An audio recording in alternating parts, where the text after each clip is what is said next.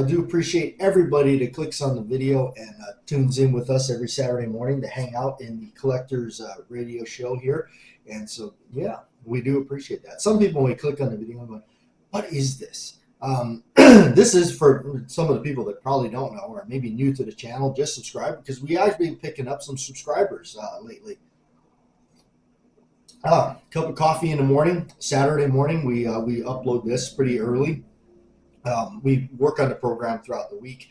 But anyway, we ramble on about a lot of stuff, and so a lot of random rambling. So if you may not like that or whatnot, a lot of you do, and that's why we keep doing it. But yeah, we talk about this and that and random subjects. We read off most of your comments and everything, and sometimes your comment can dictate what we talk about. Yeah, and it could be really just almost at random. I mean, sometimes we're going through the comments here, and sometimes it's like, hey, that's a good comment. That's actually a good topic. Let's talk about that. And that could actually bleed into other topics that we talk about, and and of course, then it goes into all kinds of wormholes that we could explore together. You know what? Actually, speaking of that, I just thought about that when I said that term. You know what it reminded me of? It reminded me of this like really weird sci-fi horror movie that is just outright bizarre, and it has Arlie Ermy in it. And I remember seeing this way back in like the early 80s. This movie is just wacky. You know what it was called? The Rift. I'm gonna see when did that come out? Maybe that wasn't the 80s. God, when did that come out? The Rift. I think it's called The Rift. Oh, okay, no. So it was in the 90s then, because Arlie Ermy is in it, and I forgot about that. He is kind of that was post uh, post. What's that movie he did where he's the drill instructor? Come on, I'm drawing a blank. Full Metal Jacket. That movie is just bizarre. The Rift. It is weird. It is weird. That's a weird film. And for a long time, I was like, what the heck was, that was such a weird, like, wacky film. And I think you can watch it on Amazon Prime. I think that's where I ended up running across it. And I went, what's this? And I started watching it. And I went, this is that movie I was thinking about. Speaking of thinking about a movie, this comment here is from Warren S., and we do appreciate you commenting back and everything. It was nice to hear that you're still with the program, you're still watching, and I know a lot of you watch the program, but maybe not necessarily comment on the program, which is fine. But we do appreciate you still being here. And this one here is from Warren, and he says, hi, Bat Jack. Sorry for not sending messages, but I still watch your show every week. We appreciate that. The film you're talking about is Invasion USA 1985 from Cannon. And anybody who remembers Cannon films from back then, Cannon rocked. I'm a Blockbuster kid junkie. Video store rentals on a Friday afternoon after school. That was the weekend, man. That was the kickoff to the Friday night bowl of popcorn. Watching the videotapes that we rented from the store, seeing how good they were. And I miss that because back then, that was, nowadays everybody's just so quick to read a review on something. I'll tell you how we did it back then. We grabbed the box, the VHS tape box, we looked at the cover, and it was usually some awesome photo, like cover art of somebody, doing something spectacular, just looking totally badass on it. And then you turn it over and you see a couple of the scenes of like either a car exploding or maybe it's the, Michael Myers peering out the window, and that's why we rented it. Oh man, those are some awesome times. I'm glad I got to live through that. Anyway, it says he also here is sorry to hear about Ozzy Osbourne and Hulk Hogan as well, that passed away actually when we completed the last week's show. During the middle of all that, as it was done and completed, Hulk Hogan had passed away. And for me, celebrities and stuff like that, it's always been about their job and what they've done for me, and it's basically the entertainment aspect of it. And Hulk Hogan for me was, he was an icon in WWF and all that. And I remember always watching that. Growing up, during in the late 80s. I remember I had I forget what they called these things, wrestling buddies or something, but it was like a pillow, but it was a doll basically of Hulk Hogan. I had that thing. Um, and you know what? I mean, Hulk Hogan made the WWF what it is, and I always remember that. He was pretty cool. Of course, he was wrestling even before my time, and so that's the guy was in it for a long time. He was almost damn near the face of wrestling. Um, so that's sad. Such an early, really just young. I mean, to me, it's only 71. So uh, I don't know. I guess it always shocks me. You always think, Hulk Hogan was always in good shape.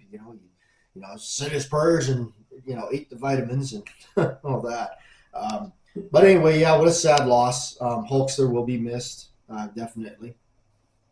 All right, Slim Fire. Hope you're having a good morning. I'm with you on having extra sets of grips on my handguns, JW. It's fun to change them for a different look, and have a great weekend. Yes, I mean the grips, as we were talking about last week's show, the grips can totally change the entire appearance on something. So, if you're a gripaholic, I'm a gripaholic. You have many pairs of grips and what have you. Speaking of gripaholic, fellow gripaholic here, Cap says, love having extra grips for my double and single action revolvers. I don't mind paying premium prices if the quality is premium. That right there is why what you just said is another reason I have a flat out, I will totally admit this, an addiction to Deer Hollow grips. If you don't know what Deer Hollow grips are, you got to go check them out. Ever since I got my 6-inch, new 2020 Python, his grips are just the way to go. Are they cheap? No, they're not cheap. But I'm going to tell you they're worth it because that's what, right there, what he said is, I paid the premium prices for those grips because they're premium quality. So really good stuff. And, I was actually talking to the gentleman, his name's Olaf. I was talking to him over the phone once, and, he told me he hadn't raised his prices for like 10 years or something like that. Apparently he's been doing this a long time. Only now he's really gotten probably more, how you could say, more spotlight on him because of the new Pythons. I think because of the new Pythons, maybe his, the people have been just buying them up because people like me that love that original look are going to seek him out.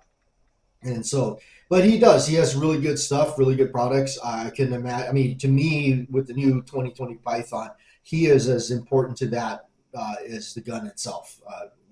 What he's doing, recreating all that. So huge shout out to him. High quality reproduction grips that are totally worth it. And as kind of something I wanted to add to something, just to get it out there early on in the show, in regards to the title of last week's show about paying too much for original stuff. What I'm kind of referring to in that context is, and I know that's kind of a blanket title, what I was kind of referring to is like, I every now and then I surf on the auctions, and I'm surfing on the auction, like Guns International or something like that, and just for fun. And when I look in through and I see like somebody trying to sell like an old, commercial 1911 from 1932 or something pre-war, post-war or something like that. And I mean, I've saw numbers that are like anywhere from like, I saw one that was like $8,400, $10,000. That's it, to me, it's just mind blowing. Like, who the hell is buying this stuff? I certainly ain't. And to me, at that point, a lot of that stuff, I mean, hell, post lottery winnings, why the hell not? Well, I don't know if I'd still do it. I don't know.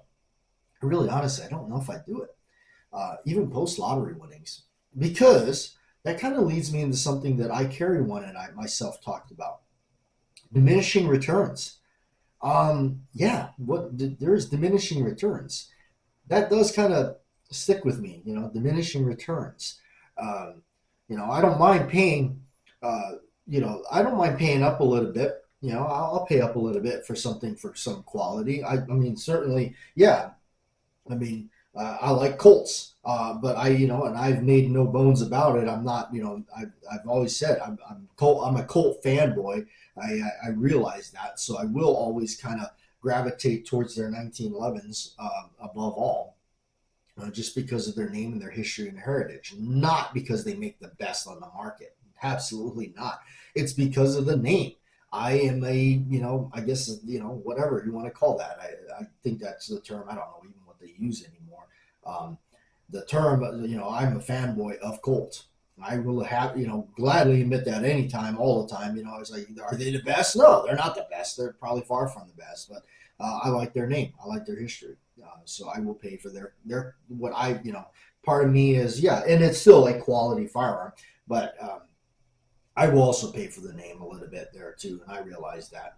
So, all right. So that kind of that's a good comment about that. Don't mind paying a premium if the quality's worth it. So a couple things out there definitely referring to some of the grip makers. And this one here is from Brett. You are 100% right about not messing around with 1911 ejectors that have no notch, no notch in the cross pin. If you remember what we were talking about, I took some bad advice in trying to drill through my ejector to notch it while installed in my 80 aluminum frame. That sounds not like that. That sounds like it could end up bad. Like, at least for me, like I'm thinking about myself doing that, and like that's not going to end well for me. Oh, bad idea.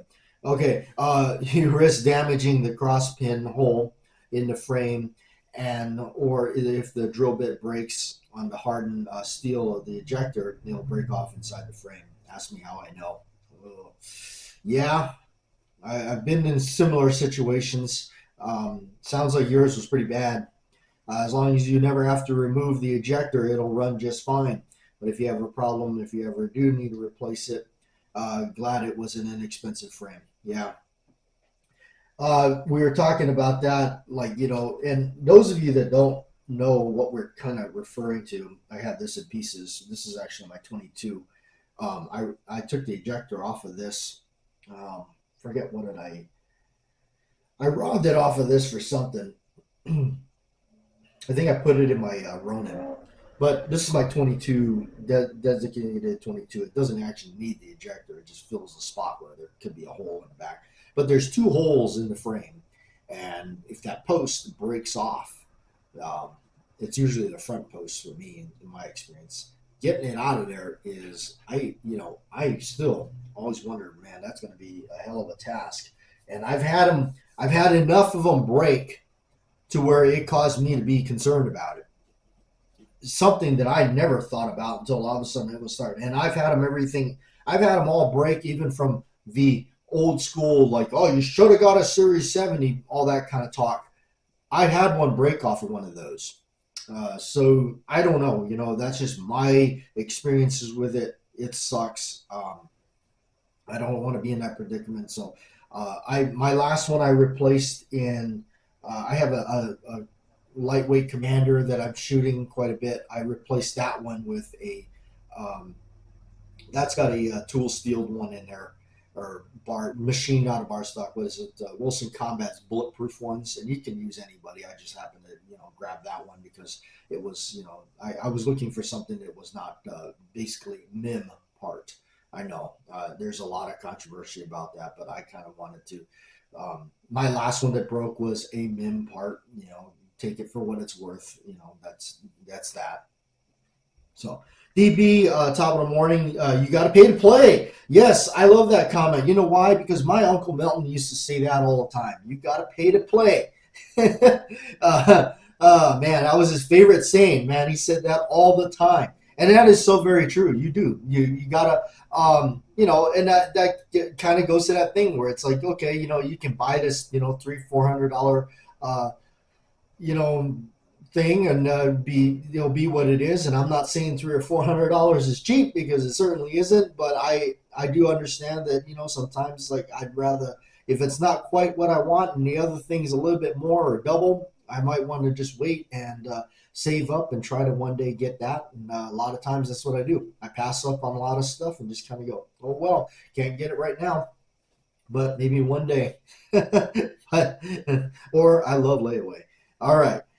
Crazy Scotsman Gripaholic, I like it. I am very picky when it comes to grips, especially Smith grips. You know me, I like the old school wood and beautiful grain. Yes. You know what's just funny? Speaking about a lot of that kind of deal, um, I have been really interested lately in trying to replicate this. And what I'm referring to is, so I had like three vintage pythons years ago, like back when this channel first started. I had like three of them, and people always ask me, how'd you have all this stuff? I worked at a gun shop. I pretty much ran this gun shop.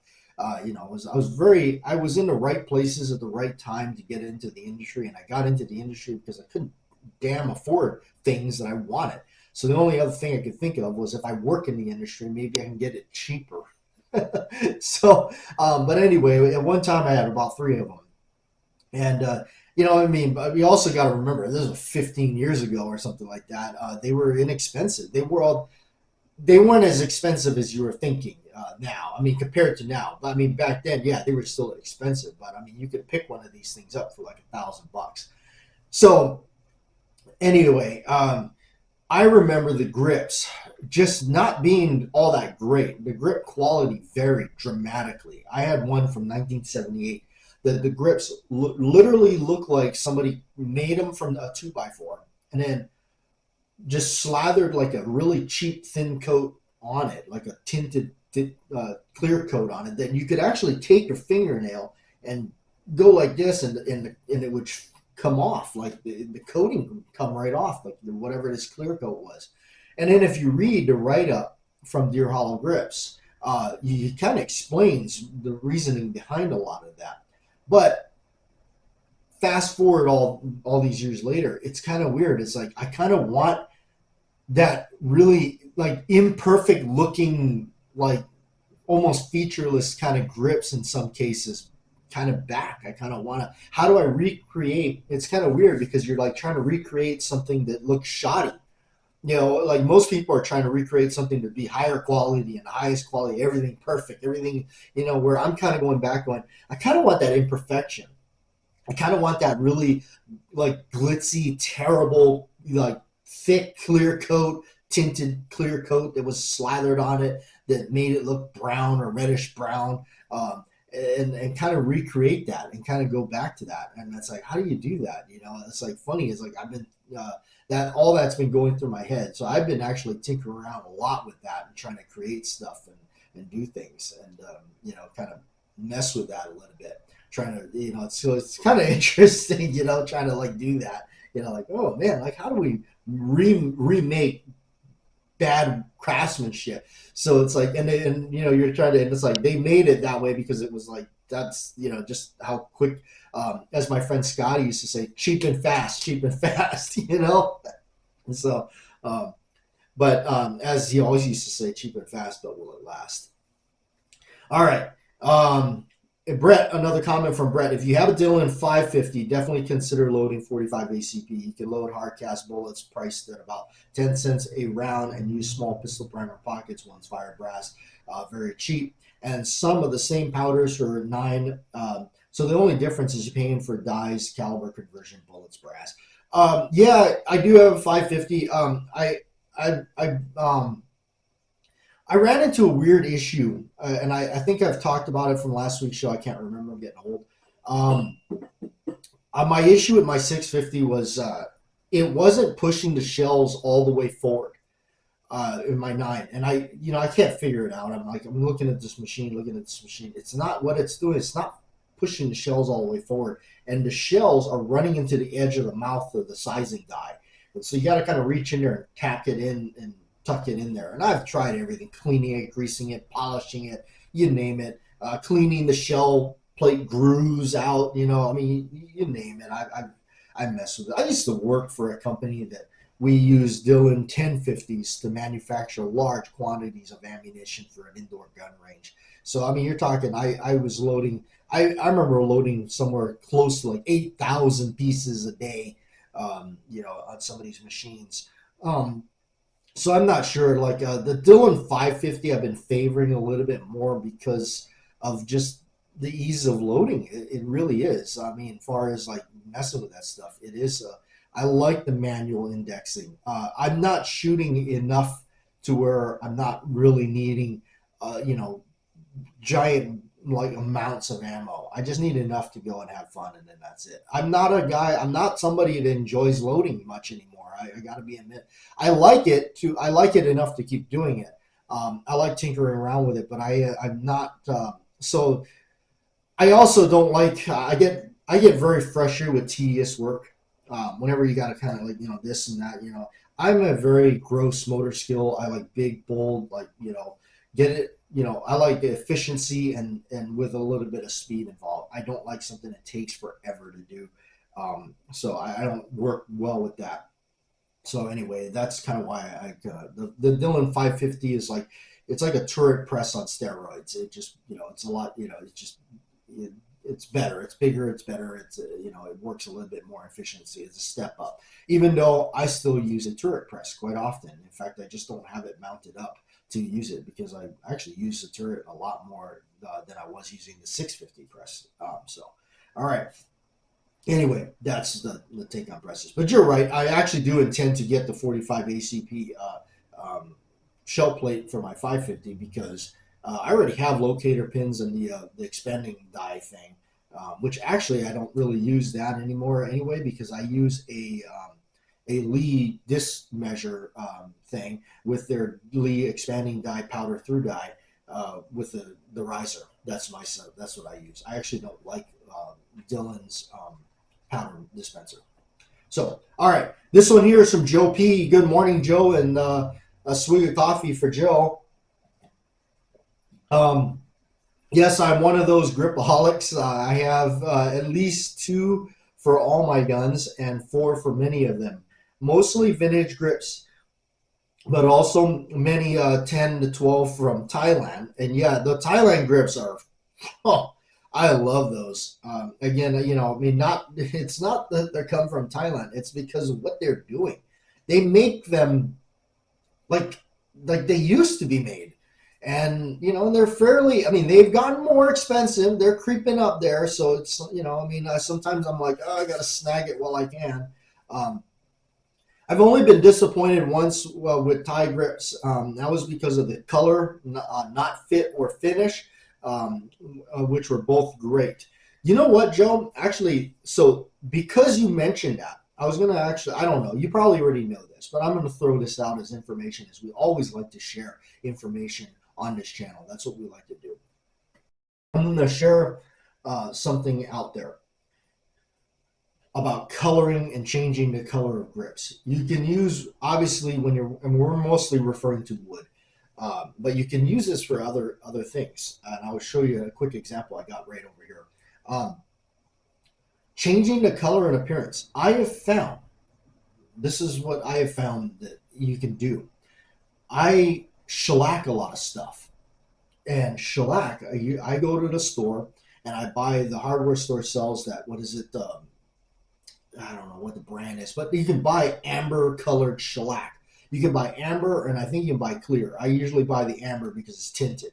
And if you know how shellac works and you know what is shellac and all that kind of stuff, and I like it too because vintage. It goes back when everybody shellacked everything. I got a lamp somebody gave me, and I shellacked the base of it just to make it, and it looks awesome now. But shellac is an alcohol based like resin type stuff that's in there, and then once it puts that coating of that resin stuff on it, and then once the alcohol evaporates, it hardens up, and there's that shell, and it usually hardens up like really quickly. And the cool thing is, you can, like, I keep it inside and just do it. It's not so much of a curing process; it's so much of you're just waiting for the alcohol to evaporate. And it usually takes place really quickly. The key thing is don't do it so thick right away. The thicker, it's going to take longer. You do thin coats, and you can recoat, recoat, and recoat, so you build up what you want out of it. But so shellacking is another great way to darken or change the appearance. Now, what you can do with shellac is, because it is alcohol based and stuff, and you can also thin it out with a denatured alcohol. Leather dye, back to good old leather dye. You can add leather dye. A small amount goes a long way. Heed the warning. Do what I did first, and then make up a small batch of it, and then shellac something. Do I have something I shellacked recently around here? I don't. Oh wait, no, I do. I was trying to create a color real quick, so I just grabbed my primer flip tray, and I just shellacked the top of it real quick, just to see how that brown reddish color would come out, because that's what I was kind of going after for some stuff. I wanted this reddish brown color, so I shellacked the top of my primer flip tray real quick just to see what it would look like in the end. So just in that one, it shows you it's got, so a little bit goes a long way, so be careful with that. So that you can do that, and you mix a little bit of leather dye in there, mix it real good, and then do it. Like I said, do something that's in the same color scheme, and then do something on, a piece that you don't care about, like my primer flip tray. Well, it's, that you don't care if the color is like, oh my gosh, what's that color now? But it's a way to do it, and you can change the color, and you don't have to alter anything too dramatically. And but now it's going to give it a glossy appearance, so keep that in mind. But it's another way to change appearances of stuff like that. So maybe that helps out anybody out there trying to change appearance or looks of stuff and like that. So anyway, there you have it. And this one here is from Michael. Michael says, does anybody know who makes a good repro of Smith & Wesson round butt combat grips? Oh, here we got some responses. NC Ordnance. Oh, that's the company I was thinking about. Yeah, NC Ordnance does it. And Cap says Colina LLC Custom Grips. I think that's how you pronounce that. I've never heard of them, but that's good information. I appreciate that, Cap. Let's look that up real quick. I want to see that. Let's see.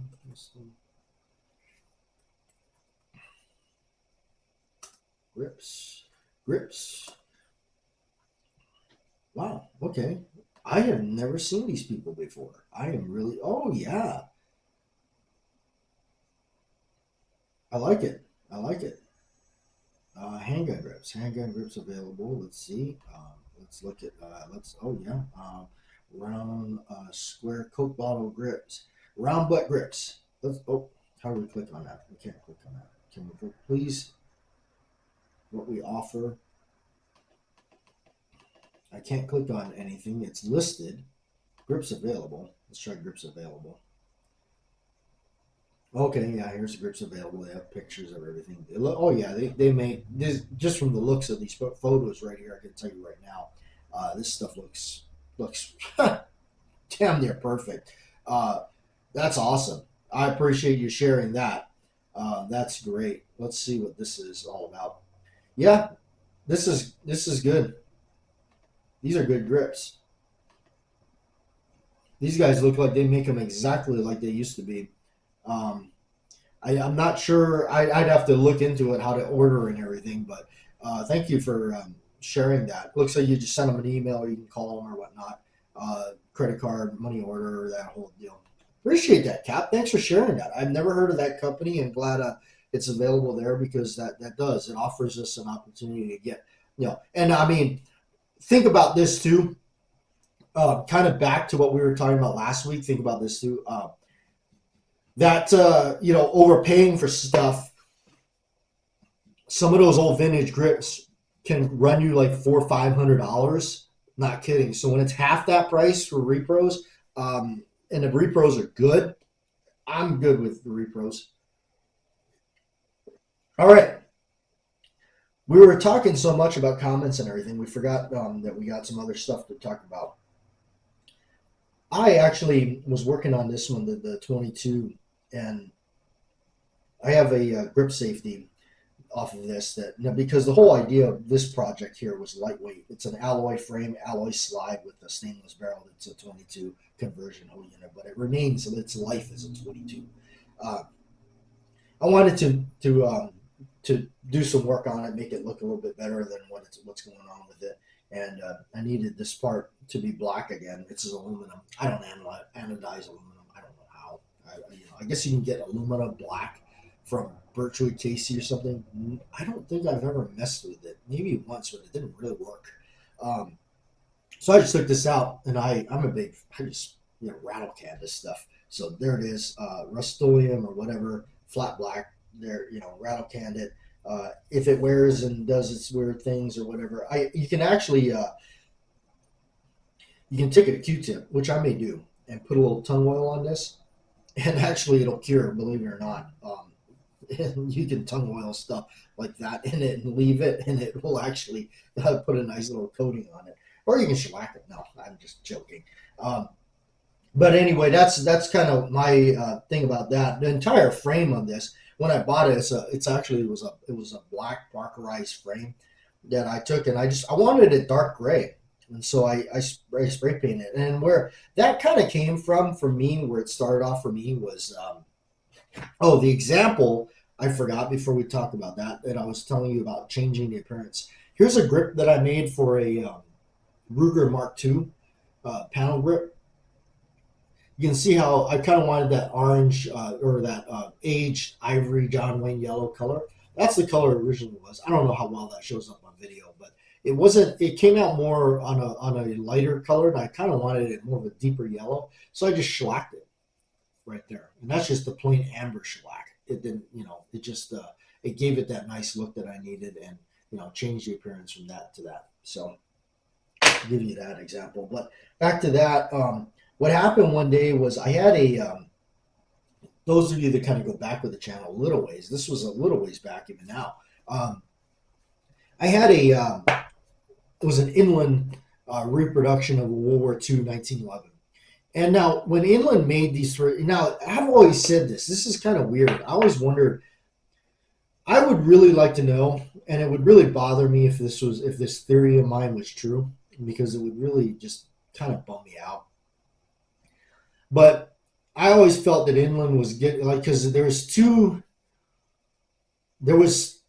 you look at Auto Ordnance, the Auto Ordnance company that started up, and then they started to do, and then they I think Car Arms bought them or something like that. That's what I remember. It's just a long time ago. But I had a Auto Ordnance 1911. And it was like a grayish kind of Parkerized color. It was really cool. I wish I would have kept this gun. It's actually a good gun. And then, so my thing is, like, I didn't, like, it felt like, because then they also have the M1 carbine. All of a sudden, this Inland company starts up, and they got an Auto Ordnance, or they got a 1911 with, the roll marks and everything. And that's what was cool about it. The roll marks was, like, redone, like, exactly like the World War II Colts. We had the lines of text and everything. It was really good looking. And it just didn't say the U.S. property thing. Man, if they would have done that, it would have just been perfect. Best reproduction ever. Now, at the time, the thing was like 700 MSRP. I think it's more now. So when they first started making them, these things were like a Parkerized gray with like maybe a slight, hint of green to it. The color was spot on to the original 45s that were from World War II. Color was spot on. All of a sudden, when I got mine, it wasn't. Now, all the ones I saw prior to me getting mine were gray, or that Parkerized offset gray color, whatever you want to call it. I don't know. It's not quite OD green, but it's very close. It can look very close. It depends on what, I guess, how far along the assembly line during World War II stuff you get. It could look like that. But I got mine. It was flat black, just flat black. And then here's the reason why I was like thinking was they getting their stuff from Auto Ordnance was because all of a sudden Auto Ordnance, their 1911s weren't gray anymore either. They were flat black. So that kind of made me go, whoa. And I'm telling you, I held this thing and I'm like, wow, it's just like this. It's exactly like an auto ordnance because the auto ordnance had the Series 80 firing pin system in it, and so did the inland. I don't know. I'm just telling you coincidences that I felt. I'm not accusing them of saying that this is what they did. So I don't know. Because the other thing about that was the auto ordnance. The reason I had an auto ordnance from back then, it was like $400 pistols, like $480 or something like that. It was pretty inexpensive. Um, so the inlands were obviously more. So anyway, I had gotten this, and I'm not trying to bash the company or anything like that. I'm just pointing out something I observed. So anyway, I get mine. It's all black. And I'm like, damn, it's not what I wanted. But my, friends of mine in the shop, they brought it in specifically for me. So it wasn't something. So that was, like, come on, man, Jack, you saw it in the shop. You just didn't have to buy it. Well, I asked them to bring it in for me, and they did. And I wasn't expecting it to be flat black. Um, so it's kind of like, and they were friends of mine. So it wasn't like something I was like, oh, that's the wrong color. I don't want it now. Well, they bought it. So anyway, so I bought it. I took it home and I'm like going, so I called up this company. I said, why? So I called up this local company in town. I said, how much is Cerakote a 1911 with a slide frame and its parts, like an OD green? And they said they gave me a price of like, I think it was like $300 at the time.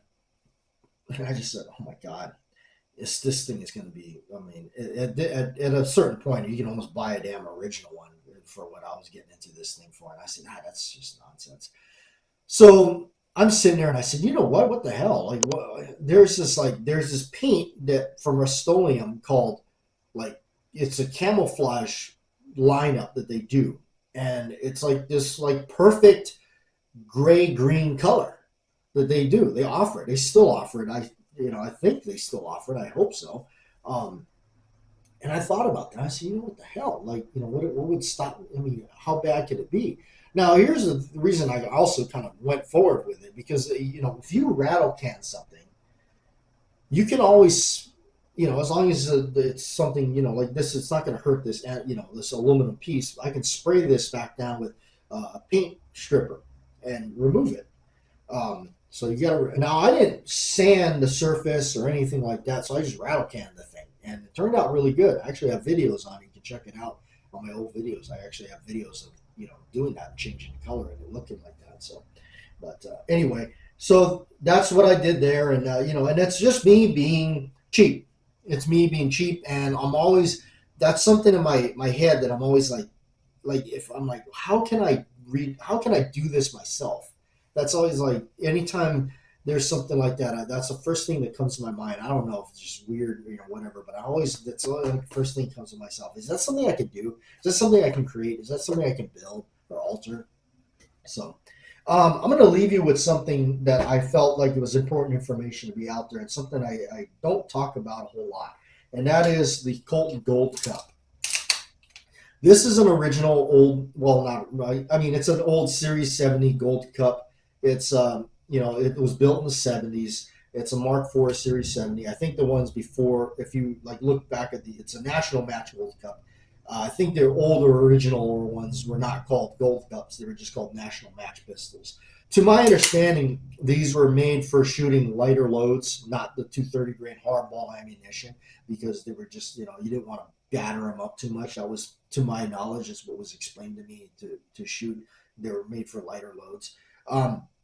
The Gold Cups are different. They're a little bit different. You can't just throw any trigger in these things. They got to be, it's the Gold Cup trigger. It's wider. So, be wary of that. We're talking about the old original ones, or these type of ones that you can hear that rattle. These are the Mark IV, at least that's what I have here, the Mark IV Series 70. Also, the Ellison sight, this cross pin does tend to drift. I've heard that being said about other ones too, so it's not just mine. So, in fact, it's starting to drift out this way, and I haven't even shot this thing a whole lot. I'm a collector, still. I haven't lost my collector's card. I still collect the Colts. That's why I kept it. That's why I didn't get rid of it. Is because if you I like collecting Colt 1911. So if you do, you got to kind of have one of these. Um, but I'm going to give you a warning about this thing. Do not, unless you're prepared for it. It's not impossible. It can be done, but it's a pain in the butt. If you take out the sear, if you disassemble this thing, disassemble the frame, these things have what they call, if I'm not mistaken, it's called a sear bump shoe or something. So around the sear is this serpentine looking metal. It's really thin, and it wraps around it, and it's held tension with the tiniest spring you've ever seen in your life, with a tiny pinhole drilled into the sear, and it's got to go together. And that has got to go on the sear, held in with the disconnector, and it's got to go back up into the frame. It's very difficult to do this. You have to use a slave pin. If you don't know what a slave pin is, you got to get a pin that's cut down. Usually, you can use the cut off end of a drill bit. That works, not the cutting part, but the back end of the drill bit. Find drill bits that fit, and then cut those off, and then make sure you clean them up good so they're not. There's no it's all even. Not you don't have any slag or buildup or broken sharded edges off the edge you cut. You got to clean them up good. I still have not figured out exactly the best way to cut those down, but they do work. So anyway, you got to get a slave pin and put the whole unit together as one. Then slip it up in there and override the whole thing with the cross pin that goes through the frame pin. It's a pain in the butt. Never do it unless you absolutely have to. I don't disassemble this particular one at all, just because of that right there. It just giving you guys a fair warning. So many people have disassembled it, I'm sure, and then those parts took off and they were like, what the hell? Oh well. Left it at that. Yeah, bad news. Don't reinstall the thing without it. I think you can maybe, but I don't even want to recommend that. But you don't reinstall it without it. The gun will double fire on you. This is the new Gold Cup that they offer. I actually like this. This is a whole lot better. As far as the Gold Cup goes. The reason I have this is because this is my Cobra pistol, as you probably can tell by the grips. This is the one that I got because of the movie Cobra, Sylvester Stallone. I bought this, a newly made one. And the roll, it's actually roll marked. It's not laser etched, so that's cool. This might be, I don't know how far along. I don't know if this is the same. I hope they're still making them this way. But this is great because it doesn't have that stupid gizmo and everything. It's a little rattly. I don't shoot it much anymore, but it is a little rattly. It's a little sloppy, but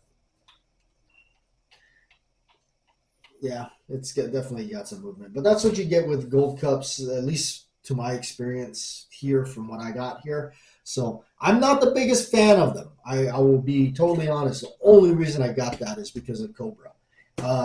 That's a collector's item, so it kind of remains kicking around for now. Honestly, I wouldn't be, these days, I wouldn't be opposed to getting rid of it. If something were to come along and I had to chuck it, I would. That's just, where I'm sitting right now. So anyway, to anybody that's actually still here in the show, thank you very much. Do appreciate that. I will see you next week, another time. So appreciate everybody.